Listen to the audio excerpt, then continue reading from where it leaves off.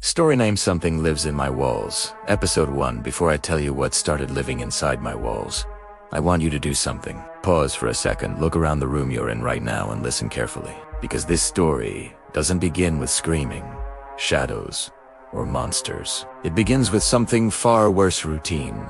If you're alone, if the room feels a little too quiet, then you might understand why I waited so long to talk about this. Before we go any further, if stories like this stay with you long after the video ends, if you believe some experiences don't stop at one episode, subscribe now. Not because it helps the channel, but because this story doesn't end tonight. I live in a quiet suburban neighborhood, the kind of place people move to because nothing ever happens there. No traffic noise, no drunk neighbors, no late night chaos, just houses, trimmed lawns, and silence. I live alone not because I'm lonely, but because I like control. I like knowing where every sound comes from. I like understanding my space. That's why I bought this house. It's old, built in the early 1970s, with thick drywall and narrow halls. Nothing unusual, at least. That's what I believed. The first night it happened, I didn't panic. It was 2:17 a.m. I know the exact time because I had just checked my phone before placing it face down on the nightstand. I was drifting into sleep when I heard a soft, careful scratching sound, like someone dragging a fingernail gently across the inside of the wall. My eyes opened immediately, my heart jumping before my brain caught up. Mice, I whispered to myself. Old house. Cold nights. A perfect explanation. The sound stopped, and I forced myself to sleep. The next morning, I inspected the wall. There were no marks, no holes, no stains, nothing that should have reassured me, but instead it bothered me. Still, I went on with my day. Work, emails, dinner, Netflix. By night, the sound had faded from my thoughts until 2:17 a.m. The scratching returned. Same wall, same spot. This time it moved slowly upward, then stopped, then started again lower down. I sat up, pressed my ear against the wall, and heard nothing. Absolute silence. When I pulled back, the scratching resumed exactly where my head had been. Something changed then, not fear. Not yet, but confusion. Animals don't wait. They don't pause, listen, and continue. I stayed awake until sunrise, convincing myself I was just tired, that old houses make strange noises.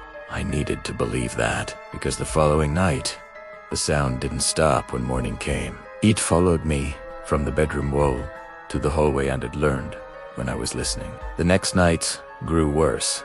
The sound became tapping instead of scratching, slow, deliberate, rhythmic. It stopped when I held my breath. It resumed the moment I relaxed. I bought noise-canceling headphones. I slept with white noise playing, feeling ridiculous until I woke up to vibration and said a sound, like something shifting its weight behind the drywall. When I whispered stop, the sound obeyed, instantly. That's when I knew it wasn't random. From then on, it only happened when I was awake, never while I slept. Never during the day. It responded to awareness. Once, I pretended to sleep.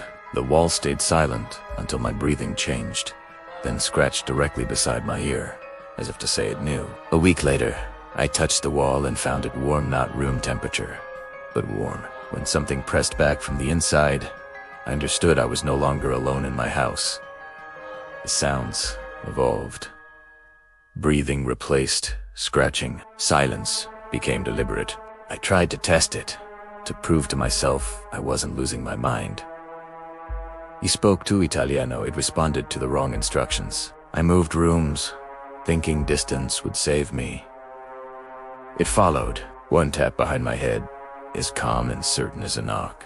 After that, the house stopped, feeling like a building. It felt like a container. The walls leaned inward.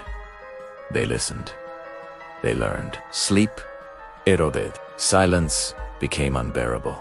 I noticed the walls felt warmer, closer. I knocked once out of defiance. 3 soft taps. 3 taps answered from inside, then changed rhythm, like it was experimenting, learning. The realization hit me slowly. The sounds weren't getting louder. They were getting closer. It didn't need to search anymore. It already knew where I was. I tried to leave, keys in hand, standing at the front door. The scratching came from inside the door frame, right beside my ear, slow and intentional. I dropped the keys. That night, I finally asked the question I shouldn't have. "What do you want?" The wall exhaled, long and relieved, and then everything shifted. Not one wall of them. The house fell into a silence so deep it felt prepared. Then the lights turned off on their own. The walls breathed first. The room compressed. Pressure surrounded me, and inside my mind, not spoken, but understood, came a single thought. You listen well. When it finally stopped, the room returned to normal, but the wall was marked, indented by hand-shaped impressions from the inside. The next morning, I found words carved softly into the hallway wall, shallow but clear enough to read. Listening is how we live.